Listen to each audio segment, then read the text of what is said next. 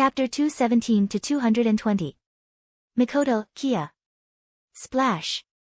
With a small scream, Mikoto was thrown into the warm waters of the hot spring, courtesy of yours truly.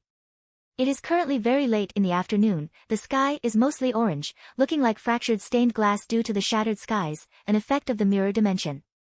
The sun is sinking below the horizon and very soon, it will be night.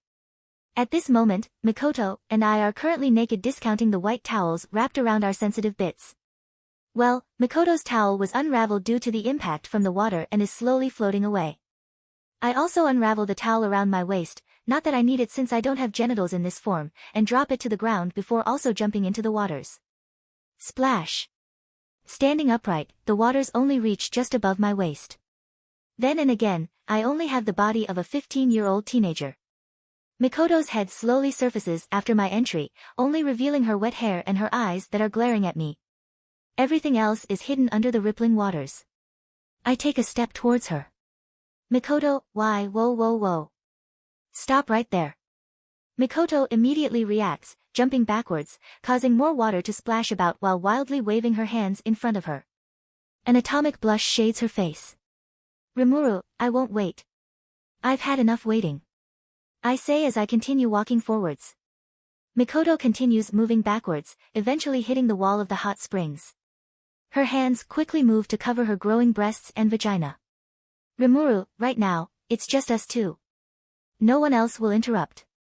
A spatial barrier over the entire establishment will make sure of that. Mikoto, I interrupt What? Rimuru, you know exactly what I'm talking about. I'm taking your virginity. Mikoto, ich. Without stopping, I continue walking forward. Without being able to retreat, she simply closes her eyes. I stop in front of her. And I just look down at her as she tries to make herself smaller. Rimuru, sigh. I scratch the back of my head. Rimuru. Do you really not want this? Mikoto opens her eyes and meets mine, her eyes carrying embarrassment and nothing else. I don't show any sign of hopefulness or curiosity. I'm dead serious. Rimuru, if you don't want me to do this, say so. I promise to listen. If you're not ready, just say no. I'll turn around, and I'll leave. This won't damage my opinion of you if you're worried about that. I want this. I want to embrace her. I've wanted it for a while. But I don't want to rush her. Of course, I know that Mikoto is at Tsundere. If I just let her choose when we do the deed, it will never happen. Not for a few more years, at least. So, I decided to take it into my own hands. I've been planning this for a while, today was just the straw that broke the camel's back, so to speak. Mikoto, I don't. Mikoto's voice is barely on the level of a whisper, but the senses of an origin slime is not to be underestimated, as I can still hear her as clear as day. I sigh again. As expected, she's still not ready. Mikoto, don't, be particularly mind. I look up, a smile breaking out on my face. Rimuru, really? Mikoto. Mikoto doesn't respond, but I see her head shift slightly. She nodded. Happiness blooms throughout my chest, spreading through my body. Unable to stop myself, I leap towards her, wrapping my arms around her in a hug. Nothing lewd, just a pure wholesome hug. Well, we're still naked. Her body stiffens slightly but relaxes in my embrace just as quickly. Her hands slowly make their way around my back, returning my embrace. But we're two hormonal teenagers, so this wholesome moment could only continue for so long before we get to fucking. Chapter 218 Sexy Time, R18, 6. Well, I skipped the chapter, but if you want to read it, just search on Google XD. Half a month has passed since my little dance under the sheets with Mikoto. A lot has happened. First, I want to say that Mikoto is surprisingly a nymphomaniac. Well, not fully. To be specific, she loves to fuck, but she doesn't think about it every second of the day, according to her words. She knows a relationship isn't purely physical, and neither of us wants a purely physical relationship. So, in the day, she is like your normal tsundere girlfriend that could either kill you or kiss you for any action you take. At night, however, well, let's just say I didn't sleep for 2 weeks at this point. What can I say? Both of us have a natural talent in this area, surprisingly, and both of us are more sensitive than normal, so sex is all the more enjoyable for us. Especially with our limitless physical stamina and rapidly regenerating mental stamina. The feeling of simply tracing my fingers over Mikoto's skin, causing her to tremble, is addictive. There was this one time where I started eating her out, causing her to wrap her legs around my head, forcing my tongue even deeper in her sacred gardens. The feeling of her thighs wrapping around my head, her soft, tight, supple flesh pushing into my own. Ha! My God, I never thought heaven existed until then. Unfortunately, we quickly came across some news that is both good and bad, depending on how you look at it. Mikoto can't get pregnant. I mean, she can, but she has to earnestly want a child. Furthermore, she has to understand what she's getting herself into. You see, whenever spiritual beings, demon lords included, have a child, there is a very high chance, nearly certain, that the parents will lose all their power to their child.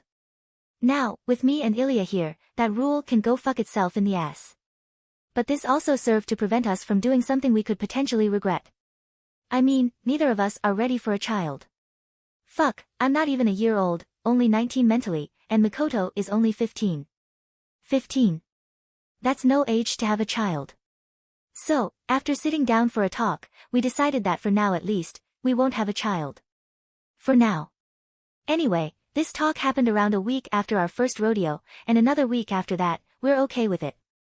A few days after our talk, Yom and Jurin officially declared a peace treaty with Avalon. After several days of Yom visiting places all around Farmus helping out here and there, the citizens all viewed him as a good king. As for any discontent noble, Jurin brainwashed them with Loki's scepter that I gave them a while back. It also seems that there's a bit of love blossoming between them. Anyways, with this treaty, I don't think anyone from the Western nations would openly go against us. I mean, this treaty pretty much caused the story of how Veldora killed Farmus' army and is now Avalon's guardian to become a true fact instead of a tall tale. And no one wants to fuck with a true dragon, as cute as the current one may seem. After that, Hinata contacted me. She returned back to Rubrios during the Valpurgis. She said that she convinced Luminous to follow along with the story I whipped up. Having the main religion also back up the "it's Veldora's fault" story was the final nail in the coffin, stomping any doubts still out there. The Luminous faith officially has no hostility against Avalon, and as long as we keep in line and stay friendly, so will they. I told Hinata about Veldora's rebirth into a Kaderi Loli, who in turn told Luminous Valentine. Let's just say that a certain demon lord with a grudge against Veldora was very happy with his so-called fall into a little girl. I guess that's pretty tame, considering he turned Luminous country into ash and rubble several centuries ago. Personally, I would prefer Velophus over Veldora any day of the week. After that, we mostly just had to deal with sorting out Clayman's shit. Specifically, his riches that we liberated, and any of his servants/slaves, Adelman, the White, included. Long story short, we just dumped every coin he had into charity because I thought it would be funny to have all his hard work be given away for free to people in need, without expecting anything in return. Clayman, a manipulative man at heart, would probably be cursing my name in hell if he knew, and if his soul were still intact. Anyway, I named the White and his longtime friend, a Death Knight, as Adelman and Albert respectively. This also increased the strength of every skeleton under Adelman's control, including a fucking death dragon, which took a fuck ton of magicules out of me, but meh, I got infinite magicules baby. I threw them into the dungeon.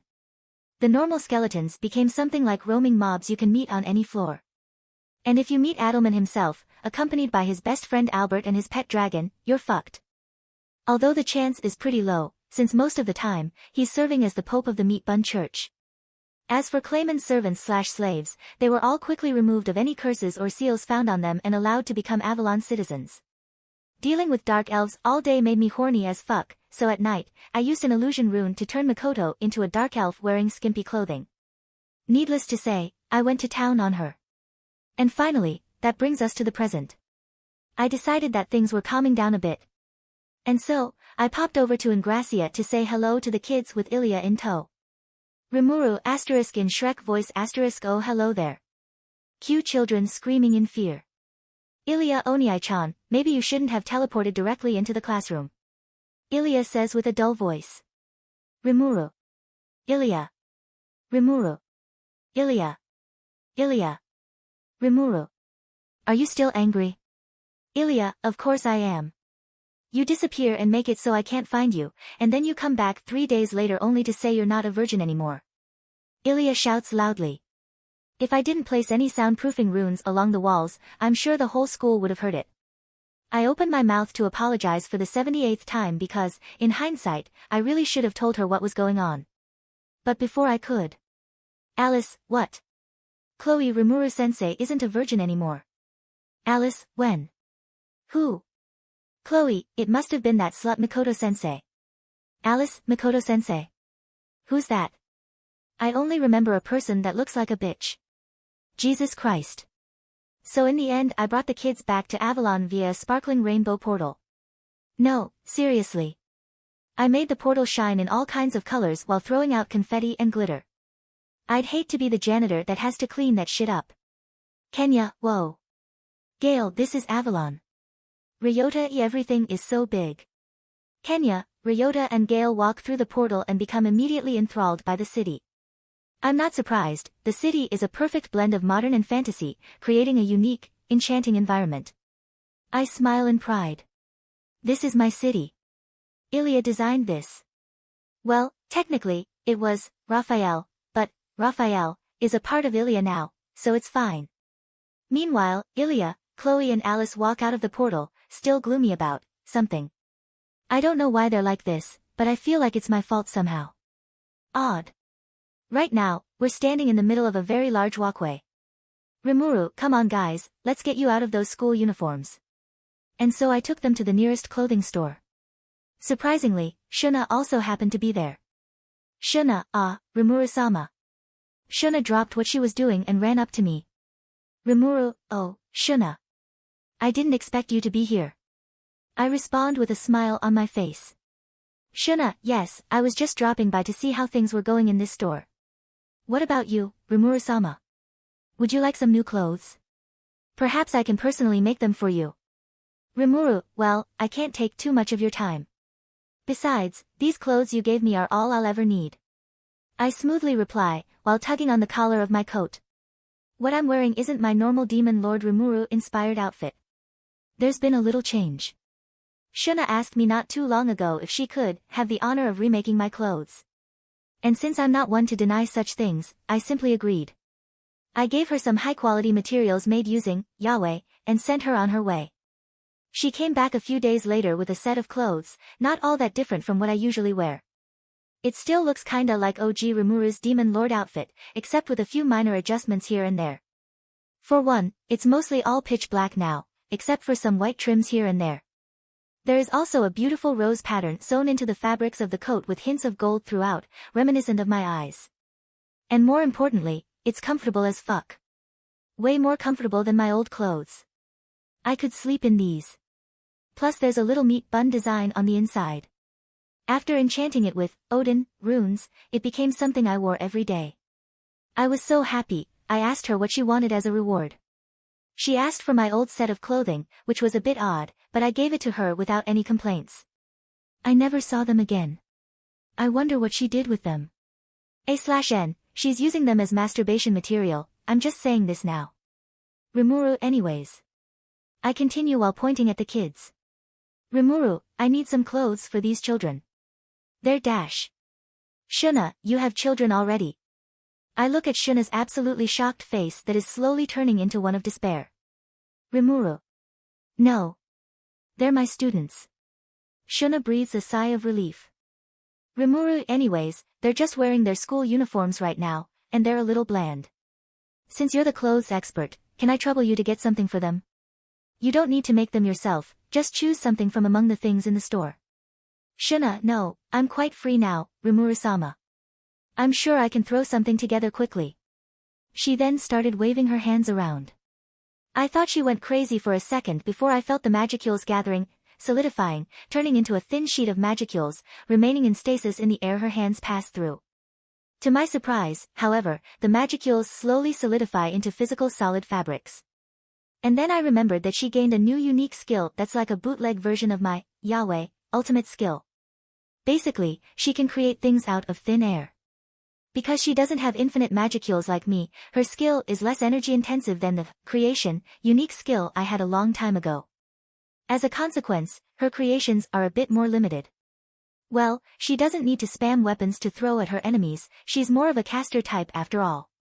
Anyway, Shuna quickly finished creating 5 sets of children's clothing, all in just over 10 minutes. She could have made them much faster, but she's very passionate about clothing, so she always tries to be as detailed as possible. Kenya was given a white shirt with red sleeves and shorts. Ryota was given a plain white shirt with a light summer hoodie and long pants. Gale was given a brown shirt and a sleeveless jacket.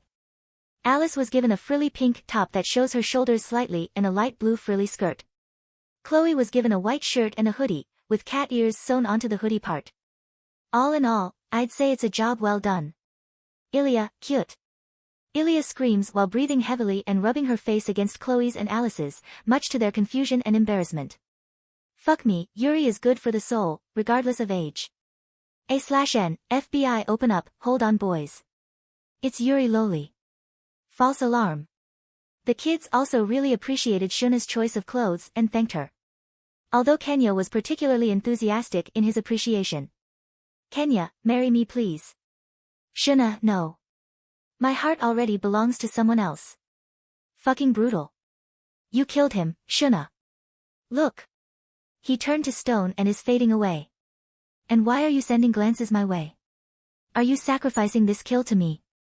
I don't need it. Cough. Anyway, that happened. After Kenya recovered, which took over half an hour, we all left the clothing store and started walking down the street. We had no destination, and I just thought we'd do whatever the kids thought was interesting. At least for today. But suddenly, we ran into a familiar figure. Even with her car ears and 2 additional tails that had flaming tips, the children immediately recognized her. Students, Shizu-sensei. Shizu turns around to look towards us. Her eyes widen in recognition. Now, normally, this would be a very touching scene. Teacher and students reunite after a long period of time. They would sob and cry while embracing each other before calming down and having a heart-to-heart talk about what happened in each other's absence. If only Shizu's arms weren't filled to the brim with junk food while a half-eaten meat bun hangs out of her mouth. They stare at each other for several seconds. Shizu's eyes became filled with even more embarrassment as the kids continue to look at her with unconcealed joy, respect, and happiness. Shizu swallows the rest of the meat bun and slowly puts down the food in her arms on a nearby bench. She turns back to us, coughs into her fist, and looks back at her old students with fond eyes. Shizu, it's been a while, everyone. Shizu says with a soft, melodic voice and a calming smile. It's too late to salvage your dignity, Shizu. Way too late. Name, Rimuru. Race, Origin Slime. Protection, Crest of Space. Title, Highest Tier Spirit, Leader of the Monsters, Oniai-chan, King of Avalon, Master of Head Pats, Procrastinator King, The Nutcracker, Socially Awkward Cringe Slightly Chuyuni Slime, True Dragon Slayer, Sensei, World's Strongest, Overpowered to a Stupid Degree, Mikoto's Equal. Codex, Iliasville. Ultimate Skills, Yahweh, God of Creation, Odin, God of Runes, Azathoth, God of Void, Alternative. Equipment, Yamato, Genesis.